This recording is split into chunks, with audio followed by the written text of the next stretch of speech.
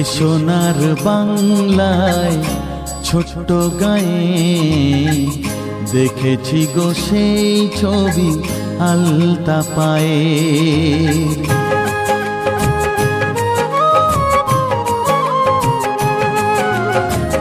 এ সোনার বাংলায় ছোট্ট গায়ে দেখেছি গো সেই ছবি আলতা পায়ে।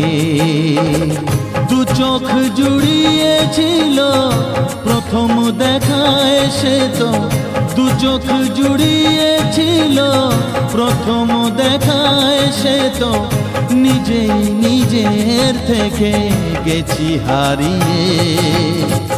দেখেছি গো সেই ছবি আলতা পায়ে।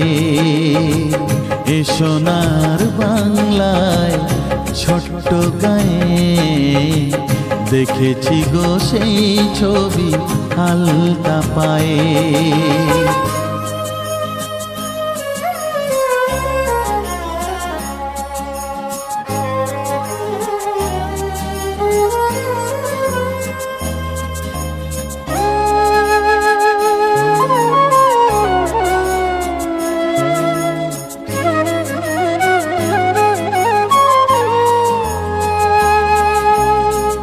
মেঠো পথ কাঁচা হলে কি বা আসে যায়, হৃদয়ের ভালোবাসা সে তো কাঁচা নয়।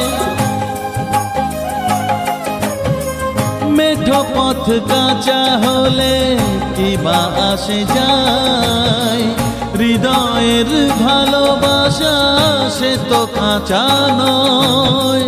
প্রেম গো শত বাধা যায় ভুলিয়ে, প্রেম গো শত বাধা যায় ভুলিয়ে। দেখেছি গো সেই ছবি আলতা পায়ে। এ সোনার বাংলায় ছোট্ট গায়ে দেখেছি গো সেই ছবি আলতা পায়ে।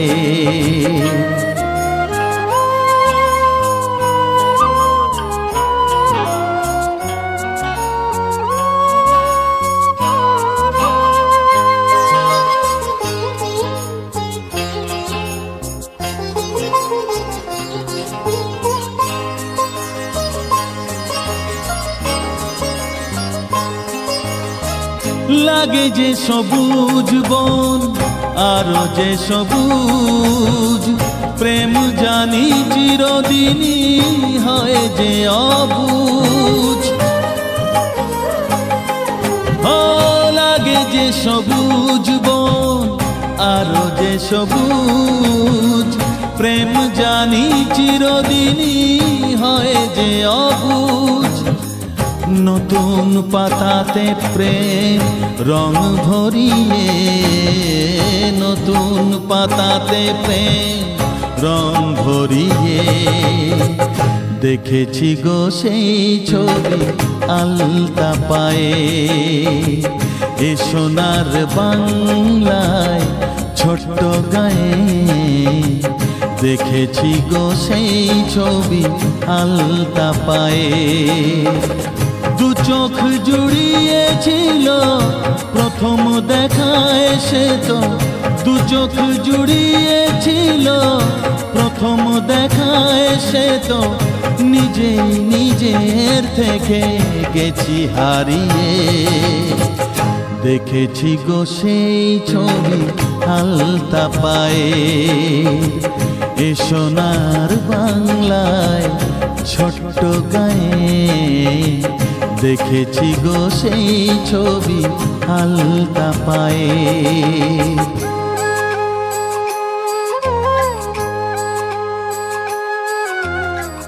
দেখেছি গো সেই ছবি আলতা পায়ে।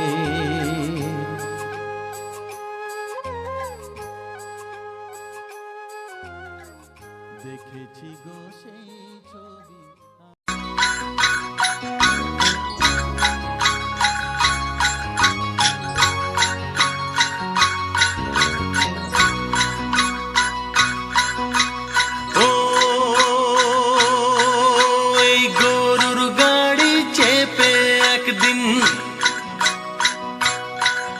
এই গরুর গাড়ি চেপে একদিন যেতে যেতে সোনারে গায় দেখেছিলাম সোনার মেয়ে দাঁড়িয়েছিল সোনার বেলায়।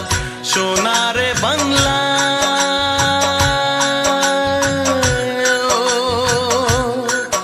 এই গরুর গাড়ি চেপে একদিন যেতে যেতে সোনারে গায় দেখেছিলাম সোনার মেয়ে দাঁড়িয়েছিল সোনার বেলায়। সোনারে বাংলা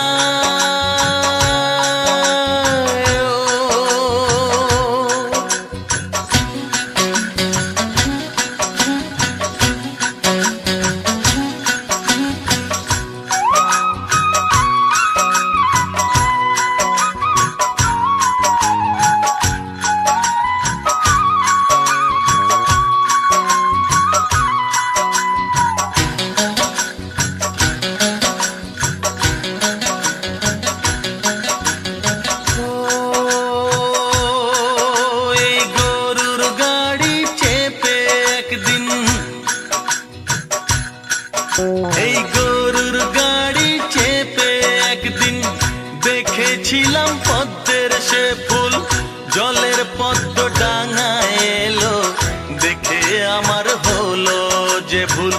সোনারে বাংলা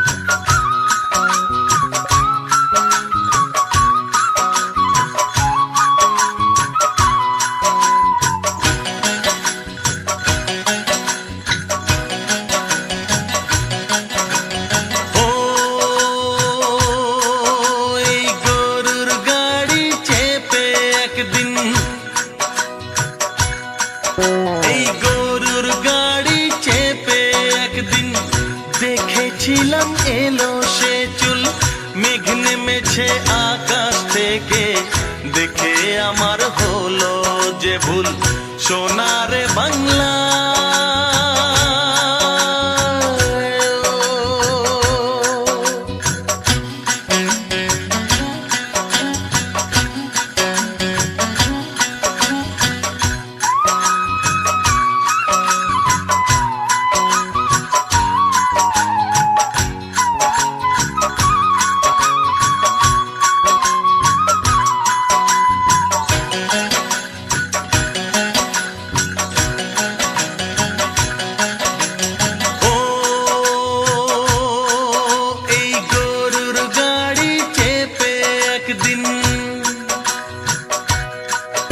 এই গরুর গাড়ি চেপে একদিন দেখেছিলাম সোনার মেয়ে ধন্য হলো জীবন মরণ সোনার ছোঁয়া বুকে পেয়ে। সোনারে বাংলা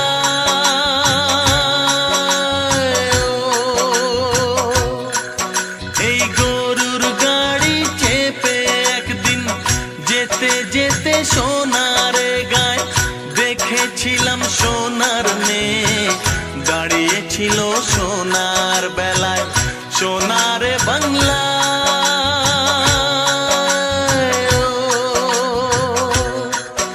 এই গরুর গাড়ি চেপে একদিন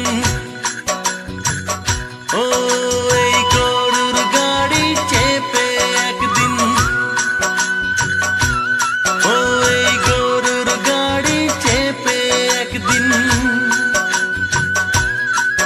এই গরুর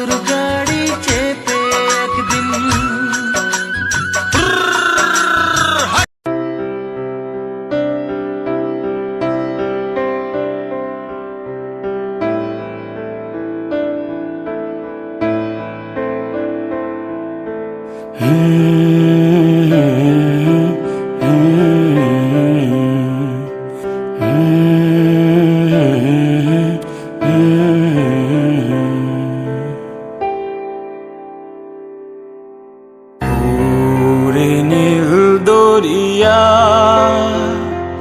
আমায় দে রে দে ছাড়িয়া, ওরে নীল দরিয়া আমায় দে রে দে ছাড়িয়া, বন্দী হইয়া মনয়া পাখি আয় রে কান্দে রইয়া রইয়া, ওরে নীল দরিয়া আমায় দে রে দে ছাড়িয়া।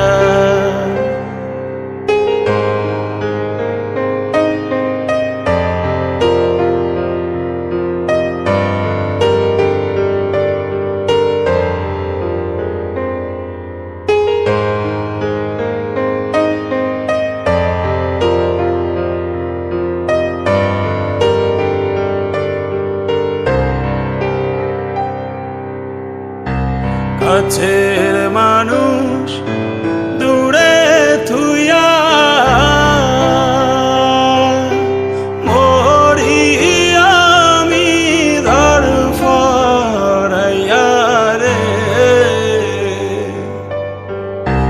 কাছের মানুষ দূরে থুইয়া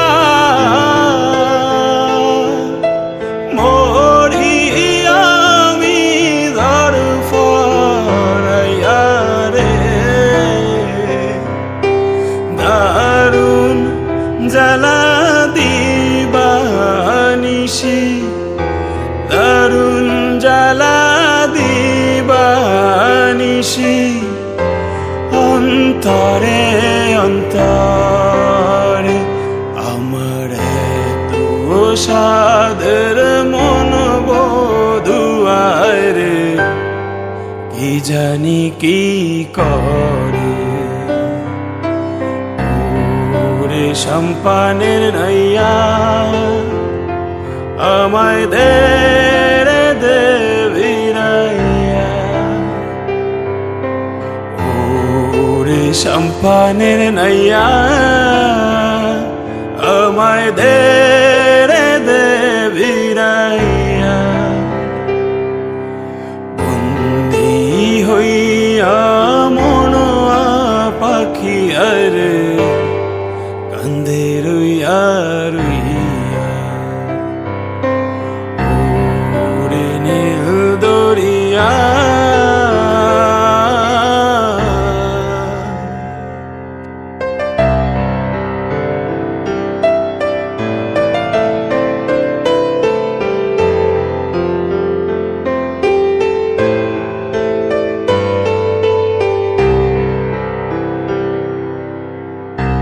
হইয়া আমি দেশান্তরী,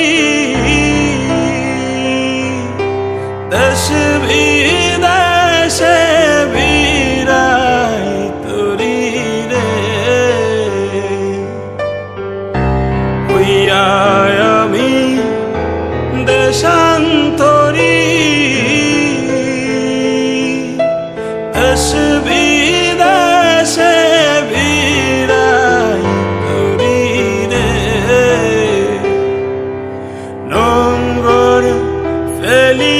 ঘাটে ঘাটে নোঙ্গর ফেলি ঘাটে ঘাটে, বন্দরে বন্দরে আমার মনের নোঙ্গর পইরাছে আয় রে সারেং বাড়ির ঘরে, পথ দরিয়া আমি কত না গেছি চলিয়া, একলা ঘরে মন বধুয়া আমার রইছে পন্থ চাহিয়া, ওরে নীল দরিয়া আমায় দে ছাড়িয়া ওরে নীল দরিয়া আমায় দে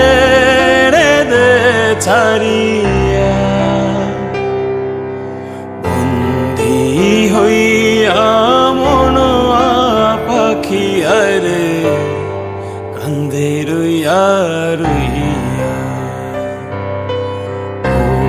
ওরে নীল দরিয়া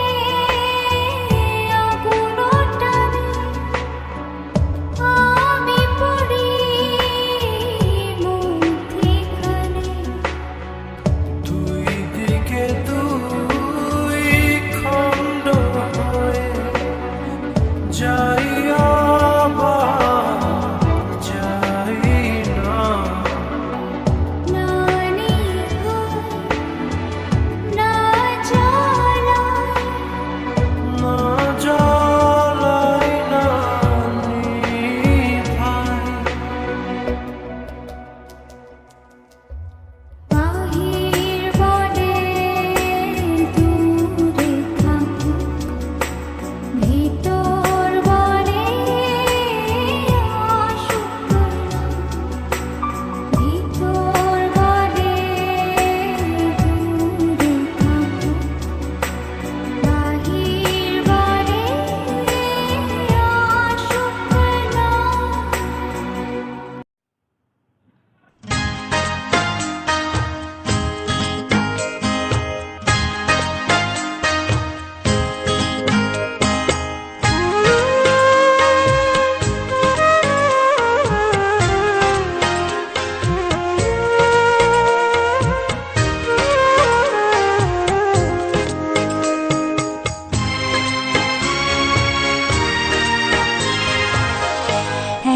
একবার যেতে দে না আমার ছোট্ট সোনার গায়, একবার যেতে দে না আমার ছোট্ট সোনার গায়। যেথায় কোকিল ডাকে কুহু, দোয়েল ডাকে মু, নদী যেথায় ছুটে চলে আপন ঠিকানায়, একবার যেতে দে না আমার ছোট্ট সোনার গায়।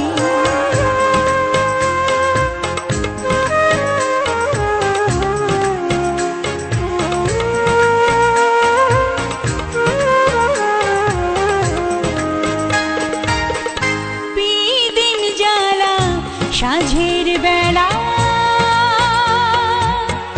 শান বাঁধানো ঘাটে, গল্প কথার পানিশি ভিড়ে, রূপ কাহিনীর বাটে, মধুর মধুর মায়ের কথায় প্রাণ জুড়িয়ে যায়, মধুর মধুর মায়ের কথায় প্রাণ জুড়িয়ে যায়। যেথায় কোকিল ডাকে কুহু, দোয়েল ডাকে মু, নদী যেথায় ছুটে চলে আপন ঠিকানায়, একবার যেতে দে না আমার ছোট্ট সোনার গায়।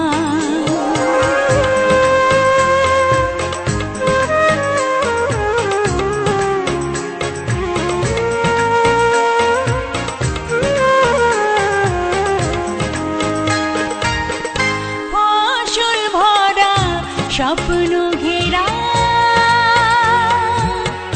পথ হারানো খেতে, মৌ মৌ মৌ গন্ধে যেথায় বাতাস থাকে মেতে, মমতারে শিশির গুলো জড়িয়ে থাকে পায়, মমতারে শিশির গুলো জড়িয়ে থাকে পায়। যেথায় কোকিল ডাকে কুহু, দোয়েল ডাকে মু, নদী যেথায় ছুটে চলে আপন ঠিকানায়, একবার যেতে দে না আমার ছোট্ট সোনার গায়, একবার যেতে দে না আমার ছোট্ট সোনার গায়। যেথায় কোকিল ডাকে কুহু, দোয়েল ডাকে মু, নদী যেথায় ছুটে চলে আপন ঠিকানায়, একবার যেতে দে না আমার ছোট্ট সোনার গায়।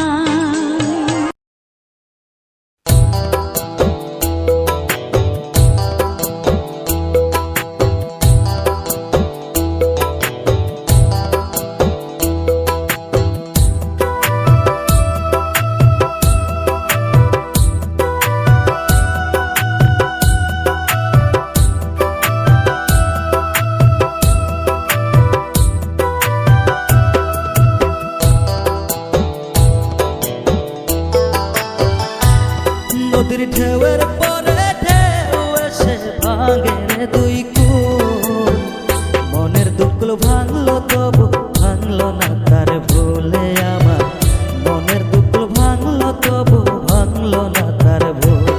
নদীর ঢেউয়ের পরে ঢেউ এসে ভাঙে রে দুই কুল, মনের দুঃখগুলো ভাঙলো তবু ভাঙলো না তার ভুলে আমার, মনের দুঃখ ভাঙলো তবু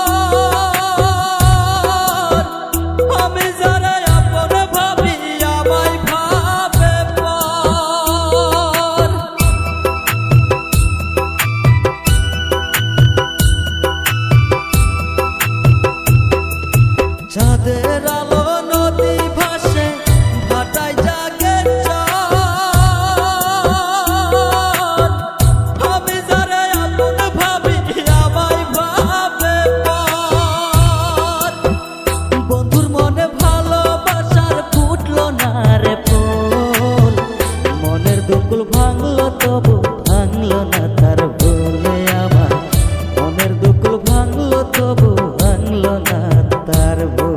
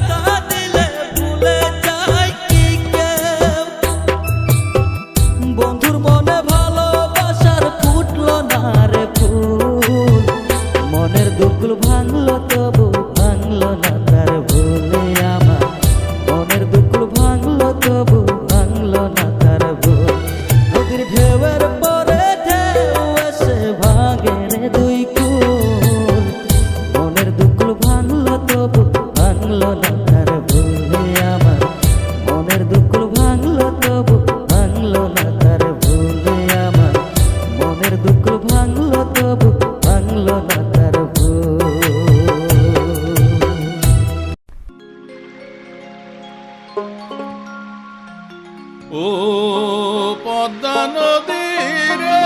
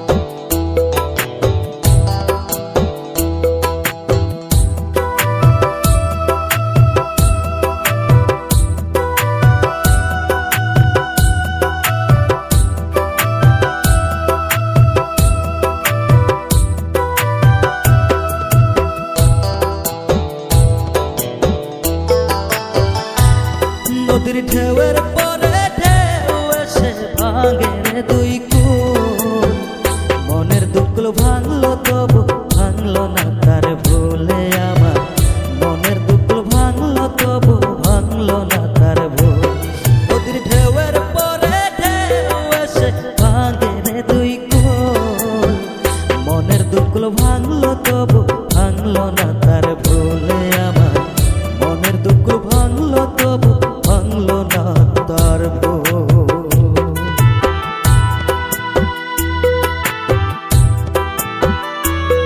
বুলেট প্রুফ গ্লাসের ভিতরে মুমূর্ষু রোগীকে রেখে রেখে তারা চেক করতে চেয়েছে আমেরিকান বিজ্ঞানীরা যে রুহু কোন দিক দিয়ে বেরোয়। তারা ওজন করে দেখে মানুষ মরে গেলে কোন লাশের ওজন বেড়ে যায়, কোন লাশের ওজন কমে যায়। যেটাতে 2 কেজি কমে যায় তার অবাক, কিরা আগে ছিল 80 কেজি এখন হইছে 78 কেজি, তার মানে 2 কেজি না, এটাই রুহু। আর অক্সিজেন মাস্ক খুলে দিয়ে তারা দেখে যে লোকটা ছটফট করে কিভাবে মরে। তো বিজ্ঞানীদের সিস্টেম হচ্ছে যে কোনো একটা বিষয়ের উপর গবেষণা চালালে তারা পূর্ণাঙ্গ ডিসিশনে পৌঁছতে পারে না, তাদের অনেকগুলো মডিউল আনতে হয়। তারা আবার নমুনা আনলো আরেকটা, মুমূর্ষু রোগী, অক্সিজেন চেম্বার লাগানো, মাস্ক লাগানো, এটা খুলে ফেললে মরে যাবে। বুলেট প্রুফ করা গ্লাসের ভিতরে ঢুকিয়ে এটার ওজন মাপ, এটার ওজন 60 কেজি, এবার মাস্ক খোল, মাস্ক খুলছে ছটফট ছটফট করে, এটা শেষ, এবার মাপ দেখ, এবার মাইপা দেখা গেছে 63 কেজি। এক একটার এক এক সিস্টেম হইতেছে, কোনোটা কমে, কোনোটা বাড়ে, কোনোটা কিচ্ছু হয় না। সবাই কয় তাইলে আপনি রুহু পাইলেন কই? আগেরটা কম ছিল, মনে করছিলেন 2 কেজি কমছে, ওইটাই রুহু, এখন 3 কেজি বাইরে গেছে, মিলাইবেন কি দিয়া? আল্লাহ ডেকে বলে গোলাম কিয়ামত পর্যন্ত একটার পর একটা গবেষণা করতে পারবি, মাগার রুহু খুঁজে পাবি না। চিল্লায় বলেন ঠিক কিনা?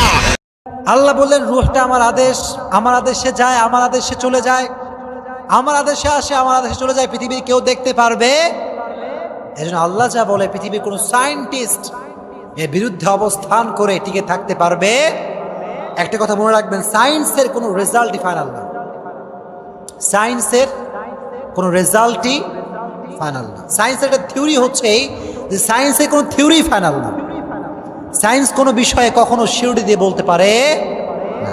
এজন্য সায়েন্স যদি কোনো বিষয়ে অমিল পায়, কোরআন বলেছে এক কথা, সায়েন্সের রিসার্চ হচ্ছে আর এক কথা, তাহলে সায়েন্সকে they should wait unless they get their latest discoveries invention. সায়েন্সকে অপেক্ষা করতে হবে, কারণ কোরআন যা বলেছে যে কখনো মিথ্যা হতে পারে। সায়েন্স ভুল করছে কোথাও, কোরআন যা বলে, নবী যা বলে, কোরআন যা বলে, এর বিরুদ্ধে কখনো অবস্থান করে পৃথিবীতে কেউ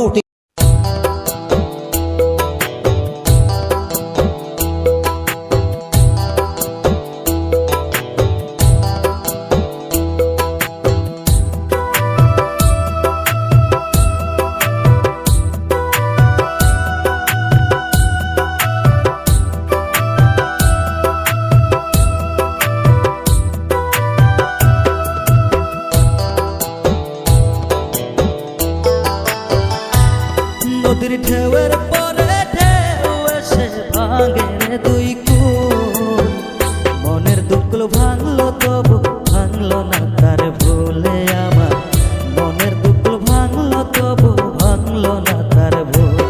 নদীর ঢেউয়ের পরে ঢেউ এসে ভাঙে রে দুই কুল, মনের দুঃখ ভাঙলো তবু ভাঙলো না তার ভুলে আমার মনের দুঃখ ভাঙলো তবু ভাঙলো না তার ভুল।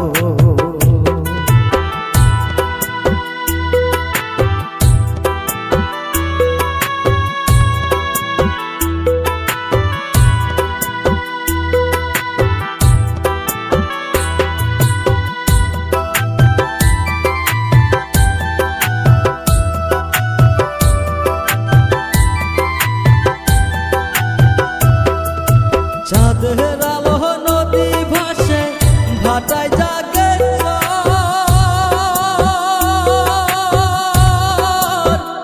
আমি যারা আপন ভাবি আমায় ভাবে পর।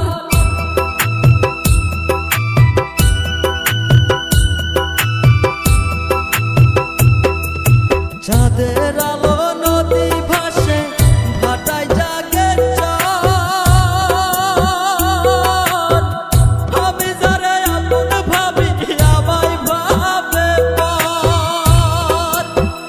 বন্ধুর মনে ভালোবাসার ফুটলো না রে ফুল, মনের দুঃখ ভাঙলো তবু ভাঙলো না তার ভুলে আমার মনের দুঃখ ভাঙলো তবু ভাঙলো না তার ভুল।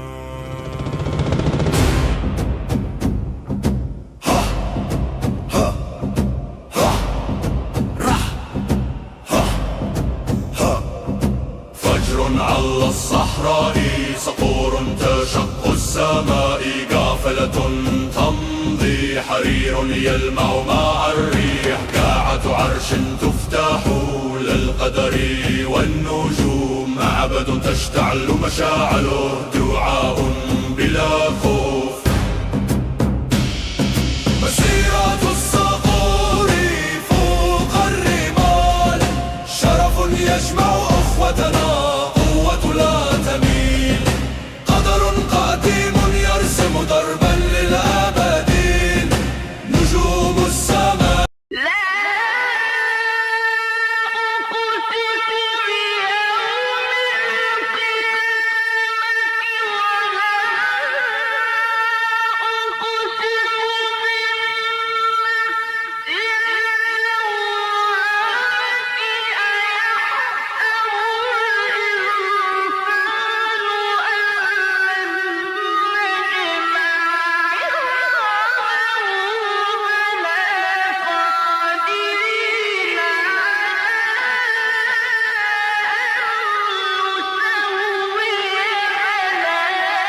নদীর জল ছিল না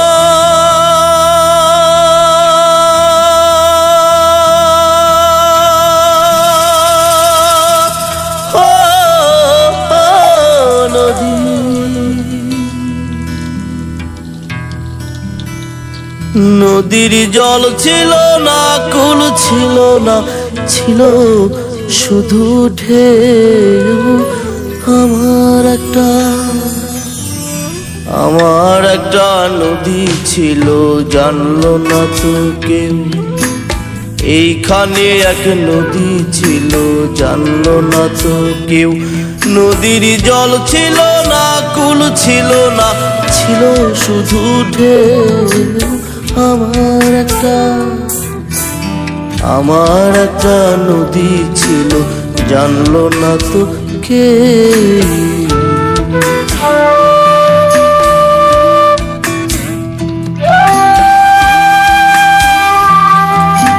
সেই ঢেউতে ভেসে ভেসে নৌকা হেথাই এলাম শেষে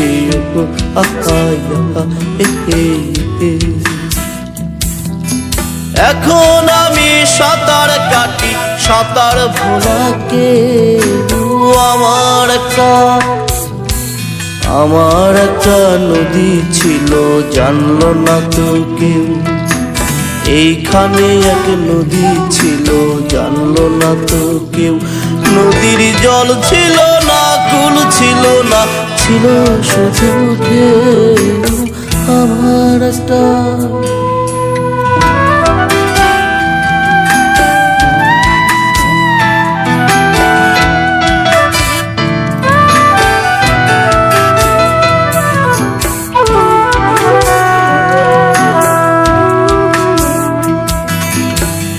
ছিল তার শাখে শাখে শাখায় শাখায় বাঁকে বাঁকে ও সে বাঁকে বাঁকে জমলো মেলা মেলার ভিড়ে একলা একা সুজন হারাকে আমার একটা নদী ছিল জানলো না তো কেউ এইখানে এক নদী ছিল জানলো না তো কেউ নদীর জল ছিল না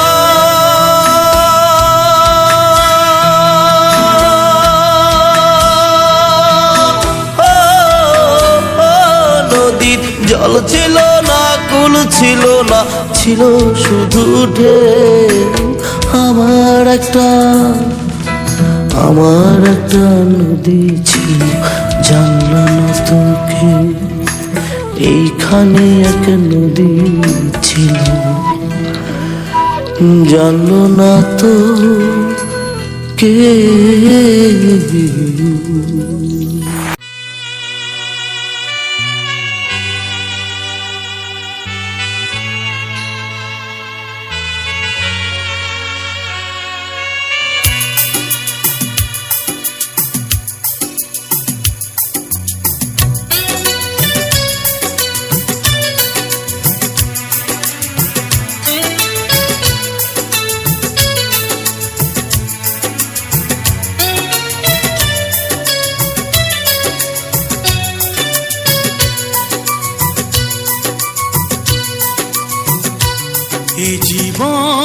কেন এত রং বদলায়, কখনো কালো মেঘ, কখনো ঝোড়ো বেগ, কখনো প্রেমের আবেগে সে নিজেকে জড়ায়। এ জীবন কেন এত রং বদলায়, কখনো কালো মেঘ, কখনো ঝোড়ো বেগ, কখনো প্রেমের আবেগে সে নিজেকে জড়ায়। এ জীবন কেন এত রং বদলায়।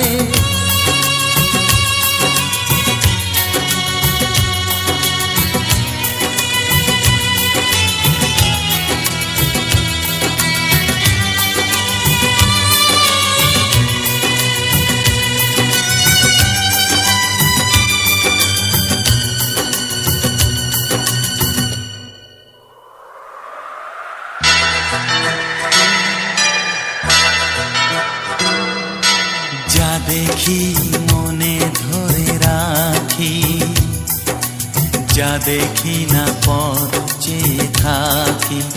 ও যা দেখি মনে ধরে রাখি, যা দেখি না পথ চেয়ে থাকি। যতই সুখ চাই ততই ব্যথা পাই, জানি না জীবন গিয়ে কোথায় দাঁড়ায়। এ জীবন কেন এত রং বদলায়, এ জীবন কেন এত রং বদলায়।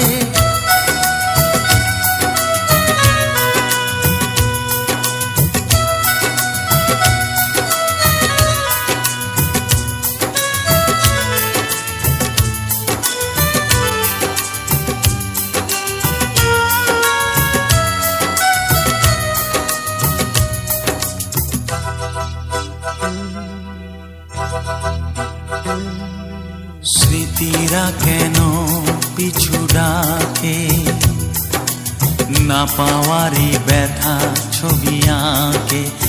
ও স্মৃতিরা কেন পিছু ডাকে, না পাওয়ারই ব্যথা ছবি আঁকে। যতই ফিরে চাই কোথাও কিছু নাই, ফেলে আসা দিনগুলো আমারে কাঁদায়। এ জীবন কেন এত রং বদলায়, কখনো কালো মেঘ, কখনো ঝোড়ো বেগ, কখনো প্রেমের আবেগে সে নিজেকে জড়ায়। এ জীবন কেন এত রং বদলায়, এ জীবন কেন এত রং বদলায়।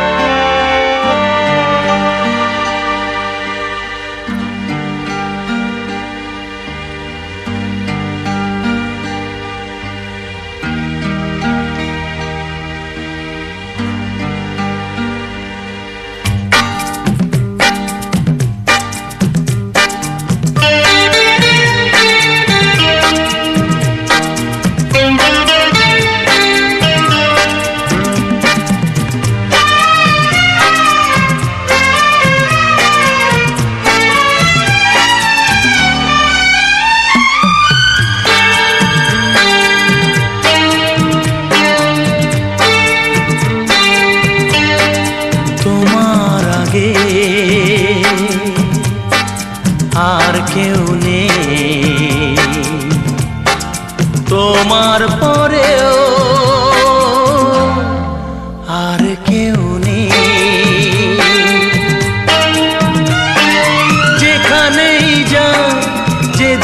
তাকাই শুধু তুমি, শুধু তুমি।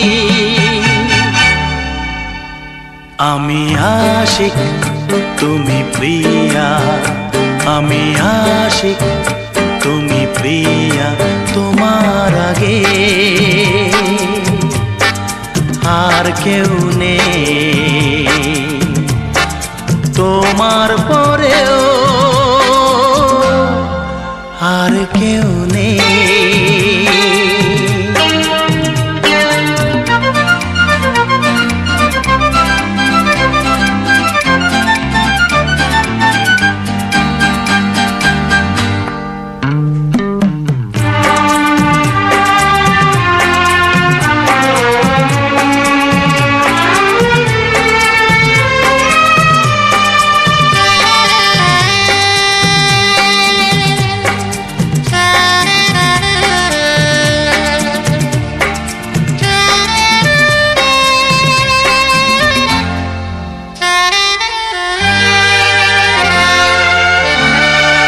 কি করে বুঝাই এ জ্বালা কেমন, কিসের আগুনে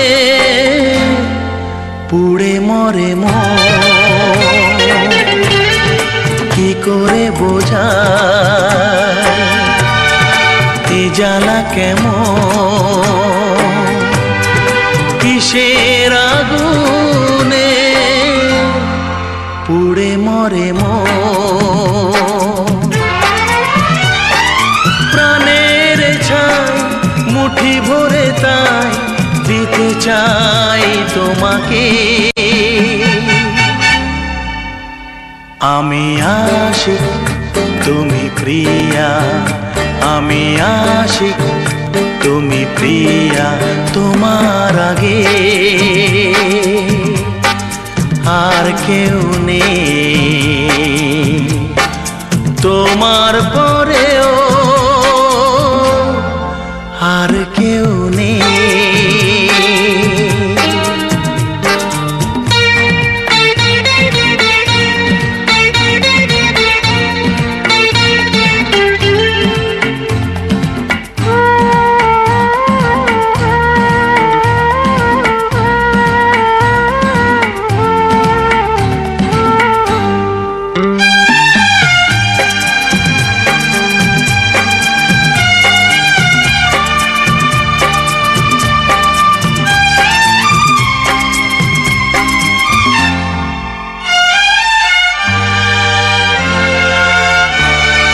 সব ফুল কি মালা হতে পারে, ঝরে কত ফুল পথের ধারে। সব ফুল কি মালা হতে পারে, ঝরে কত ফুল পথের ধারে। আমারও প্রেম পথেই না হয় ঝরে গেল নীরবে। আমি আশিক তুমি প্রিয়া, আমি আশিক তুমি প্রিয়া। তোমার আগে আর কেউ নেই, তোমার পরেও আর কেউ নেই। যেখানেই যাই যেদিকে তাকাই শুধু তুমি, শুধু তুমি। আমি আশিক তুমি প্রিয়া, আমি আশিক তুমি প্রিয়া।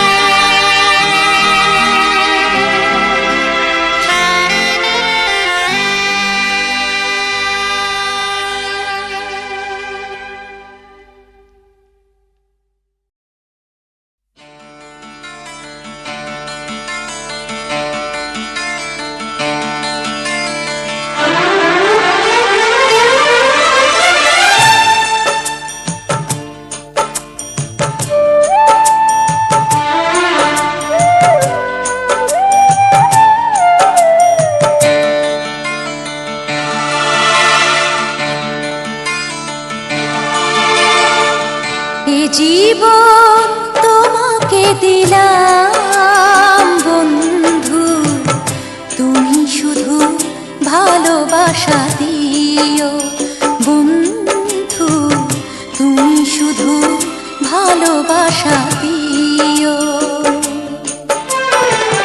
সুখের চেয়েও সুখ তুমি যে আমার, প্রিয় থেকেও তুমি বেশি প্রিয়,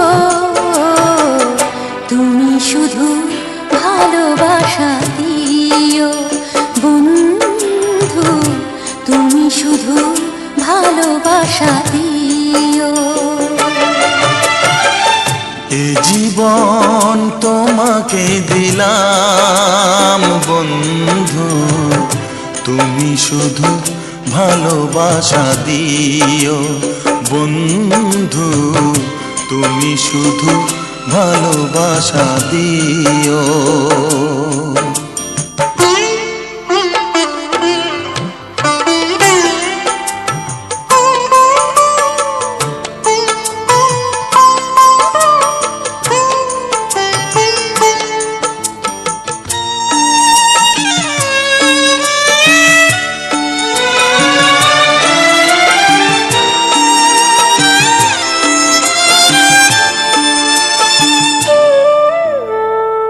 চোখ ভরে দেখেছি, অন্তরে রেখেছি, আরো চাওয়া আরো পাওয়া রয়েছে বাকি।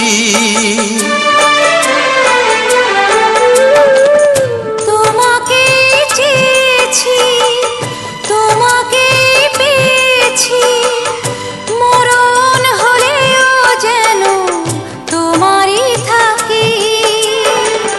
সুখের চেয়েও সুখ তুমি যে আমার, প্রিয় থেকেও তুমি বেশি প্রিয়, তুমি শুধু ভালোবাসা দিও বন্ধু, তুমি শুধু ভালোবাসা দিও।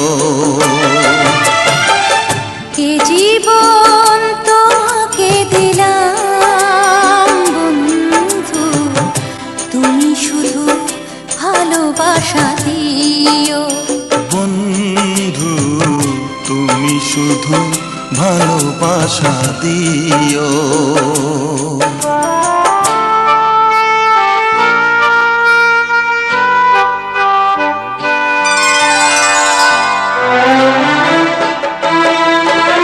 ছিল, নাম ছিল তামস।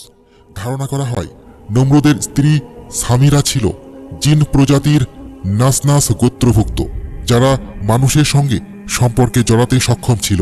রেওয়ায়ত অনুযায়ী তাদেরকে অপবিত্র জিন বলা হয়েছে। নমরুদের মৃত্যুর পর সামিরা ঘোষণা করল তামুস হল নমরুদের দ্বিতীয় জন্ম এবং সে একদিন তার মতোই শক্তিশালী রাজা হবে। ইতিহাস বলে ব্যাবিলনের যে উঁচু মিনার নমরুদ তৈরি করেছিল তার পেছনে সামিরার বড় ভূমিকা ছিল। নমরুদের সকল দুষ্কর্মে সে তাকে উস্কানি দিত। সেই মিনারের মাধ্যমেই পৃথিবীতে শয়তানের উপাসনার প্রচলন বাড়তে থাকে। মানুষের মাঝে শয়তানের বংশধরদের প্রভাবও ধীরে ধীরে ছড়িয়ে পড়ে। যখন মানুষ ব্যাবিলন ছেড়ে বিভিন্ন অঞ্চলে ছড়িয়ে গেল, তখন ভাষার ভিন্নতার কারণে সামিরা ও তামসকে তারা বিভিন্ন নামে ডাকতে শুরু করল। ফলে তাদের মূর্তি নির্মাণ করে উপাসনা করতে লাগলো। প্রাচীন ইরাক ও গ্রিক কিতাবে সামিরাকে দেবীর রূপে দেখা হতো। ইসলাম আগমনের আগেই মক্কার মুশরিকরা হুবল নামে একটি মূর্তি পূজা করত, যা আসলে সামিরার অবয়ব ছিল। নমরুদ পৃথিবীর প্রথম সংরক্ষিত মৃতদেহ ছিল, যাকে মমি বানানো হয়েছিল। সামিরা মানুষদের মাঝে ছড়িয়ে দিয়েছিল যে নমরুদ আবার দ্বিতীয়বার জীবিত হবে। 1000 বছরেরও বেশি সময় ধরে সেই মমি পৃথিবী থেকে হারিয়ে গিয়েছিল। 2003 সালে আমেরিকা ইরাক অভিযান চলাকালে তারা বাগদাদের একটি বিশেষ স্থাপনা নিয়ন্ত্রণে নেয়, যা অনেকের মতে প্রাচীন ব্যাবিলনের একটি গুরুত্বপূর্ণ সমাধিস্থল ছিল। খ্রিস্টান মিশনারি গোষ্ঠীর একটি অংশ সেই স্থাপনাটিকে বিশেষ গুরুত্ব দিত, কারণ তাদের ধারণা ছিল প্রাচীন ব্যাবিলনের শাসকের সংরক্ষিত দেহটি সেখানেই রাখা আছে। ব্যাবিলন যে বর্তমান বাগদাদ অঞ্চলে অবস্থিত ছিল। ইতিহাস থেকেও জানা যায় সেই সময় আমেরিকান বাহিনীর সহায়তায় একটি বিশেষ টিম সেখানে পাওয়া দেহটি নিজেদের নিয়ন্ত্রণে নেয়।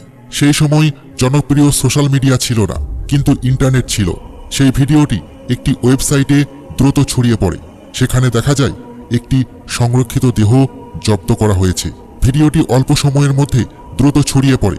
পরে তা বিভিন্ন অনলাইন প্ল্যাটফর্ম থেকে সরিয়ে ফেলা হয়। কয়েক সপ্তাহের মধ্যেই ভিডিওটির সবকটি কপি মুছে যায়। ফলে বর্তমানে এই সংক্রান্ত কোনো ভিডিও খুঁজে পাওয়া যায় না। খ্রিস্টান মিশনারি গোষ্ঠীর একটি অংশ বিশ্বাস করে যে সেই ব্যক্তিটি ভবিষ্যতে আবার ফিরে আসবে এবং তাকে এক বিশেষ ব্যক্তিত্ব হিসেবে বিবেচনা করা হবে। পৃথিবীর একটি অংশ এখনও এই ধারণায় বিশ্বাসী যে সংরক্ষিত দেহটির সাথে ভবিষ্যৎ কোনো ঘটনার সম্পর্ক আছে। একটি থিওরি অনুযায়ী দেহটি যেখানে পাওয়া গিয়েছিল সেখানে সুমেরীয় যুগের আরেকটি সম্রাটের দেহ সংরক্ষিত অবস্থায় ছিল। সেই সময় ঘটনাস্থল থেকে ভিডিওটি ধারণ করেছিল তা দ্রুতই সরিয়ে নেওয়া হয়। দেহটি পরে গবেষণার উদ্দেশ্যে বিশেষ ব্যবস্থায় সরিয়ে নেওয়া হয়। কেউ কেউ দাবি করেন এটি বাইরের একটি দেশে উচ্চ নিরাপত্তার সাথে সংরক্ষণ করা হয়েছে। এ বিষয়ে সাধারণ মানুষের কাছে কোনো আনুষ্ঠানিক তথ্য প্রকাশ করা হয়নি। সরকার বা সংশ্লিষ্ট কর্তৃপক্ষের খুব সীমিত সংখ্যক ব্যক্তিই নাকি এর সঠিক অবস্থান জানেন। তাই নিশ্চিতভাবে বলা কঠিন সংরক্ষিত দেহটি ঠিক কোথায় আছে। কিছু গবেষক ধারণা করেন এটি বর্তমানে একটি বিদেশি গবেষণা কেন্দ্রে আছে।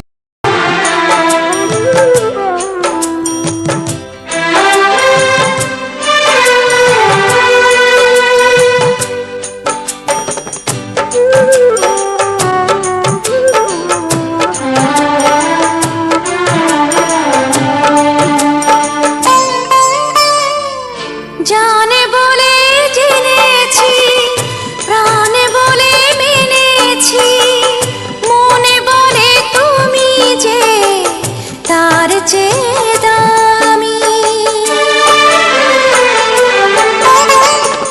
তুমি ধরা দিয়েছো, কাছে টেনে নিয়েছো, নতুন জীবন যেন পেয়েছি আমি।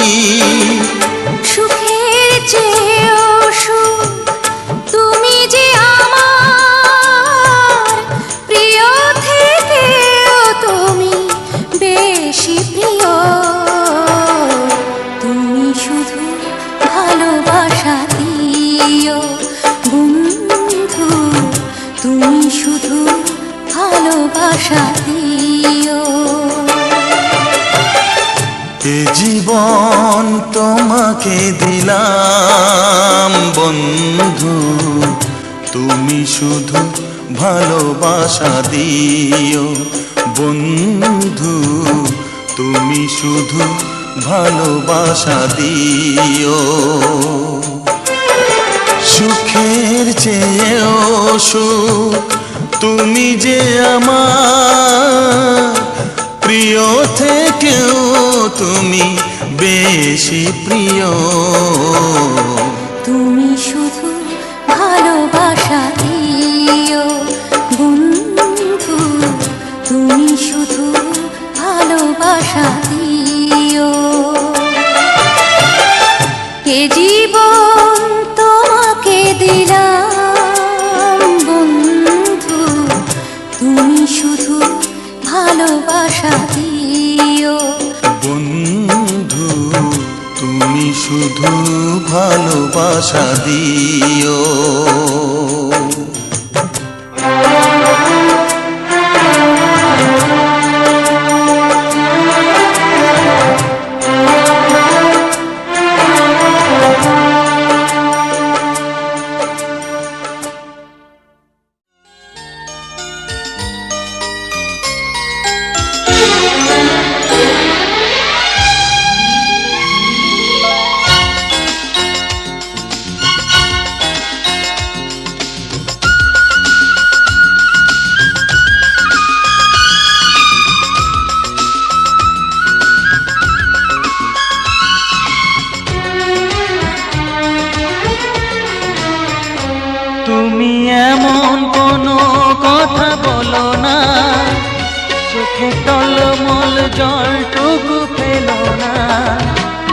আমি মরণেও কোনো ভয় পাই না, শুধু তোমাকে হারাতে চাই না। আমি মরণেও কোনো ভয় পাই না, শুধু তোমাকে হারাতে চাই না।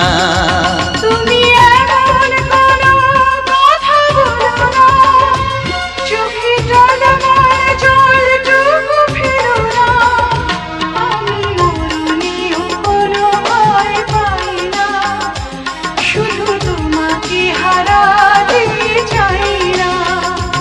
আমি মরণেও কোনো ভয় পাই না, শুধু তোমাকে হারাতে চাই না।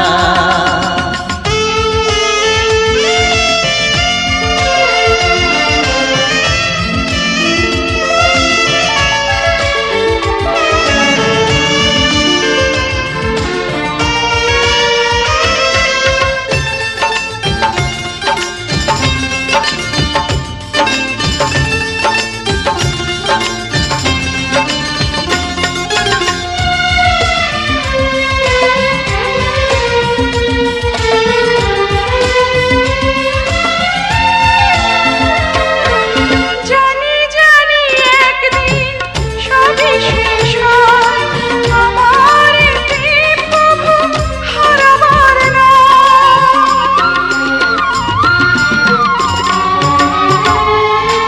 বারে বারে আমাকে বলে হৃদয়, বুকের সুখটুকু পুরাবার নয়। তুমি এমন কোনো স্মৃতি রেখো না, যে স্মৃতি দেবে শুধু বেদনা।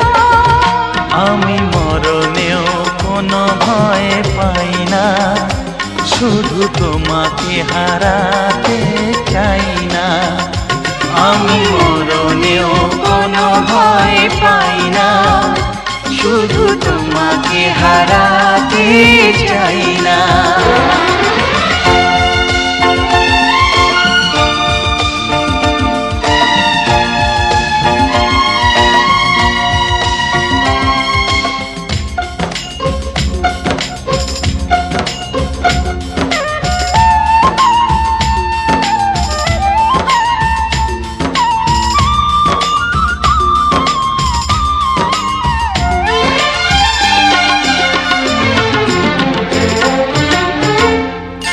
যেতে যেতে এই পথ হয় যদি ভুল, তোমার দুহাত ধরে খুঁজে নেব কুল।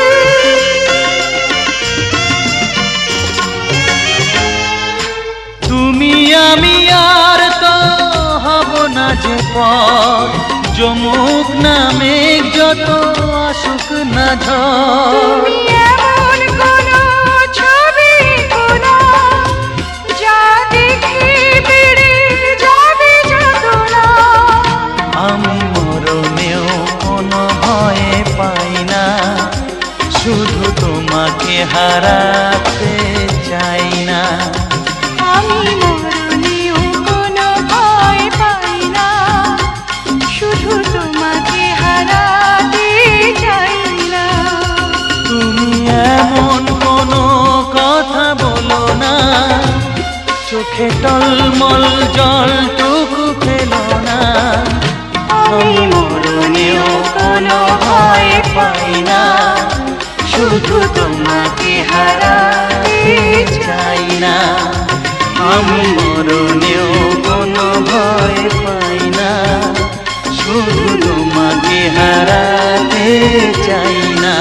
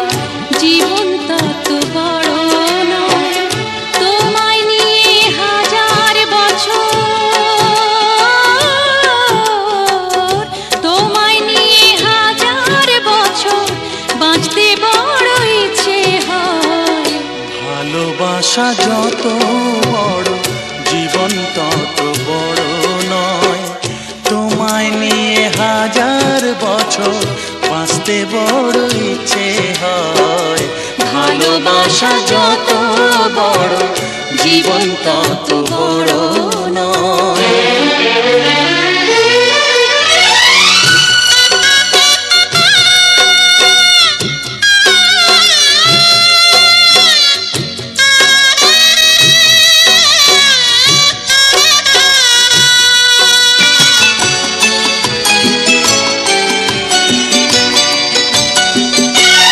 বড় দেরি করে দেখা হলো, হলো চেনা জানা, আরো দিন গেল পেতে মনের ঠিকানা।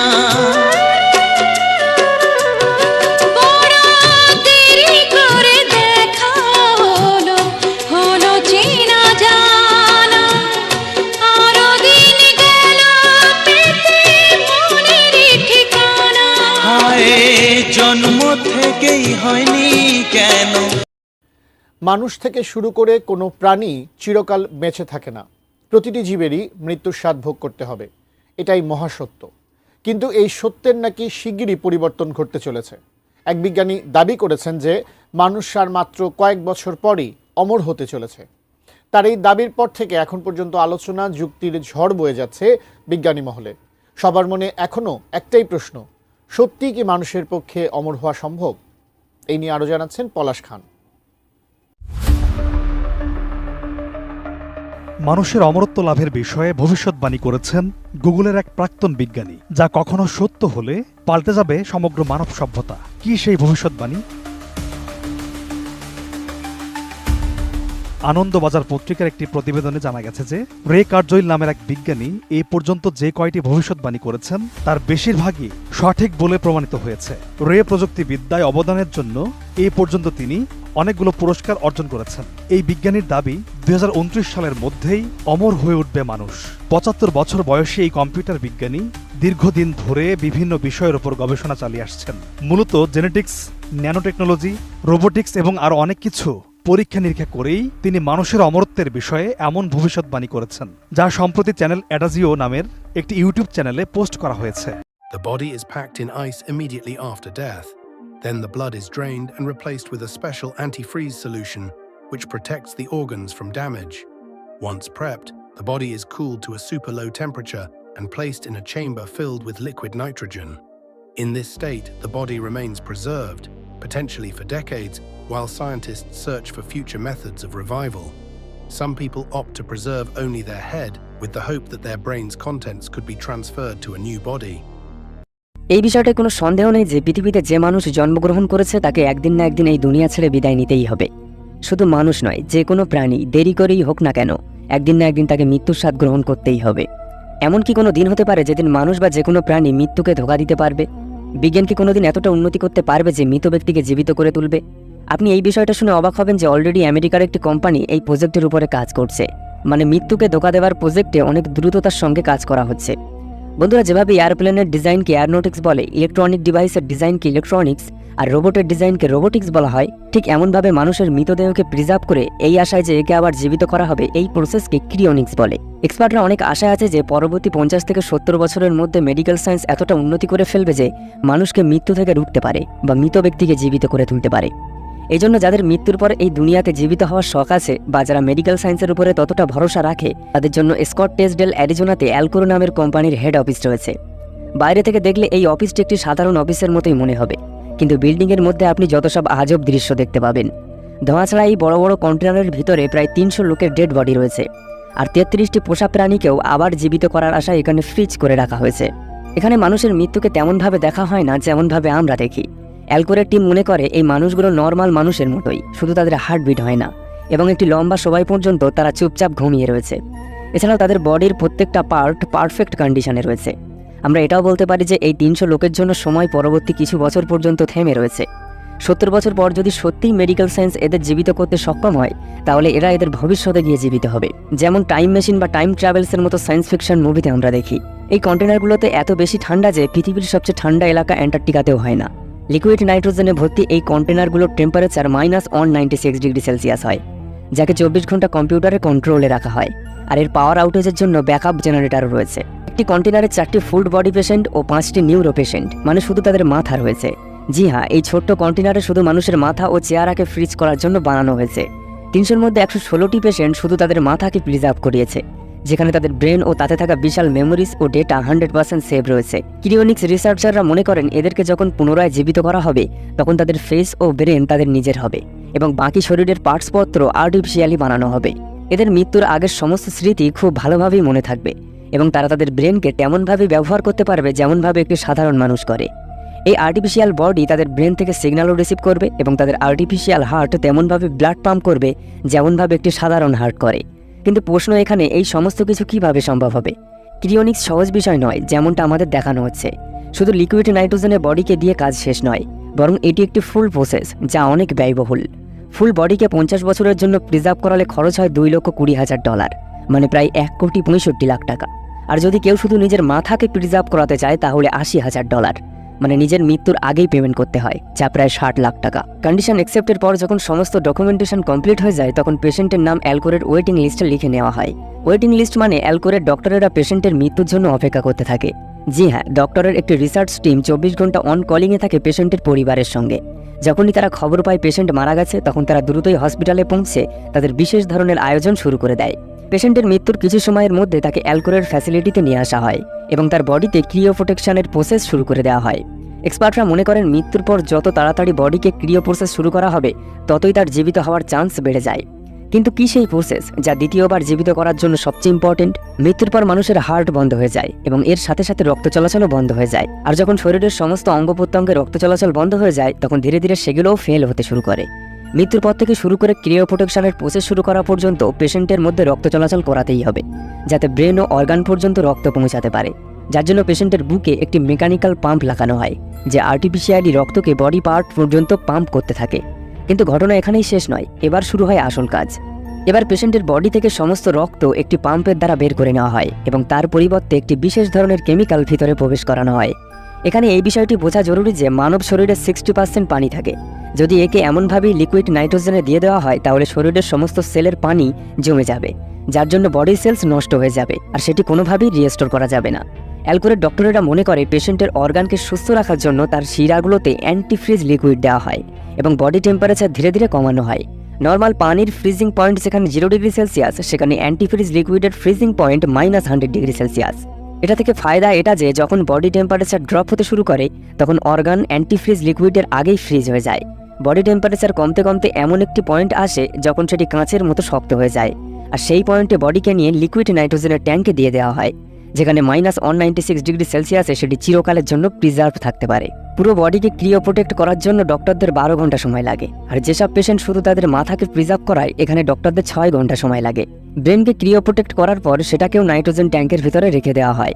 ধোঁয়া ছাড়া এই ট্যাঙ্কের পাশ দিয়ে গেলে মনে হয় আপনি কোনো গ্রেভ ইয়ার্ডের পাশ দিয়ে যাচ্ছেন। এটা বিশ্বাস করাই কষ্টদায়ক যে নিউ টেকনোলজি দিয়ে এদের আবার একবার জীবিত করা হবে। প্রত্যেকটা কন্টেনারের বাইরে তাতে থাকা পেশেন্টের ছবিও লাগানো হয় এবং তাদের ফ্যামিলি মেম্বাররা রেগুলার তা ভিজিট করতে পারে। এই পেশেন্টগুলোর মধ্যে ক্যালিফোর্নিয়ার অনিতা রাস্কিনও রয়েছেন। অনিতা ক্যান্সার রোগে আক্রান্ত পেশেন্ট। সে জানতো যে সে খুব বেশি দিন বাঁচবে না, সেই জন্য সে দ্বিতীয়বার জীবিত হওয়ার আশায় বেঁচে থাকাকালীন অ্যালকোরে রেজিস্টার করিয়ে নেয়। অনিতার জীবনের শেষ কয়েকদিন সে অনেক টিভি ইন্টারভিউও দিয়েছে, আর সে নিজের উপরে ক্রিওনিক্স প্রসেসকে শ্যুট করার পারমিশনও দেয়। অনিতার হাজব্যান্ড, যে মৃত্যুর আগ পর্যন্ত তার ওয়াইফের সাথে থাকে, আর সেও নিজের বডিকে ক্রিওনিক্স প্রসেস করার জন্য সিদ্ধান্ত নেয়, এই আশায় যে ভবিষ্যতে সে যেন তার পার্টনারের সঙ্গে এই দুনিয়াতেই থাকতে পারে। বন্ধুরা, ক্রিওনিক্সের কনসেপ্ট আমরা ক্যাপ্টেন আমেরিকা বা স্টার ওয়ারের মতো সায়েন্স ফিকশন মুভিতেও দেখেছি, কিন্তু এগুলো কি এখন বাস্তবেও দেখা যাবে? এটা সম্বন্ধে আপনার কি মতামত সেটা কমেন্ট বক্সে অবশ্যই জানাবেন। ভিডিওটি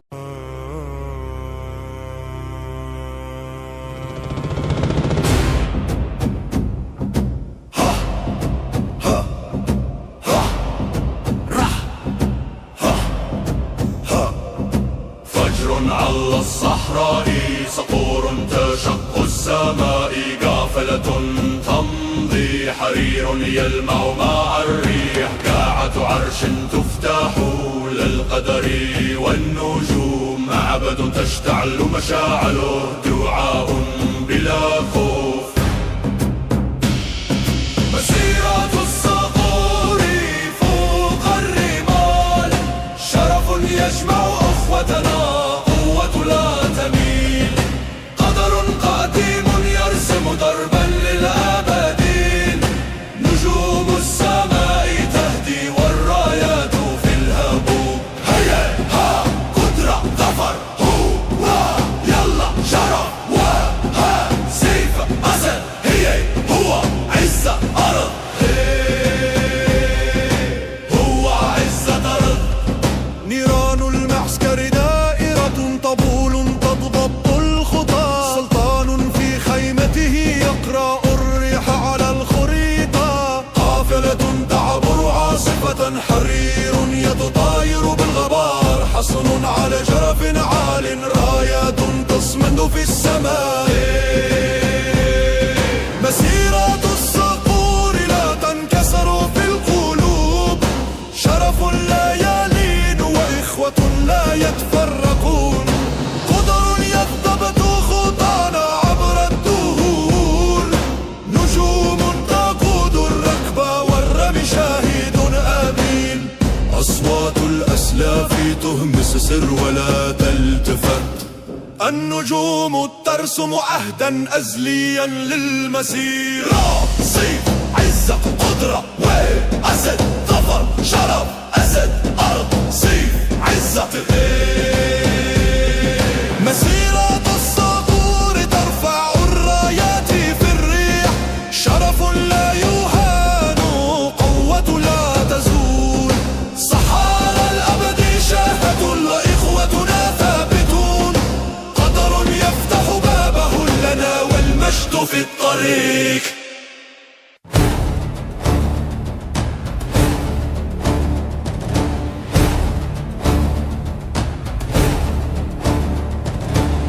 في الصحراء تمتد النار مع الغروب أرمل يلمع كالذهب تحت السماء قافلة تمضي تحمل سر القدر معبد يفتح بابه للصلوات نار في القلوب والرمل في الطريق شرف خاد عهد لا يزول رايات ترفرف مع ريح القدر إخوة أقوياء نجوم فوقنا هو قدرة ظفر هو ها يلا شرف وها سيف أسد هي هو عزة أرض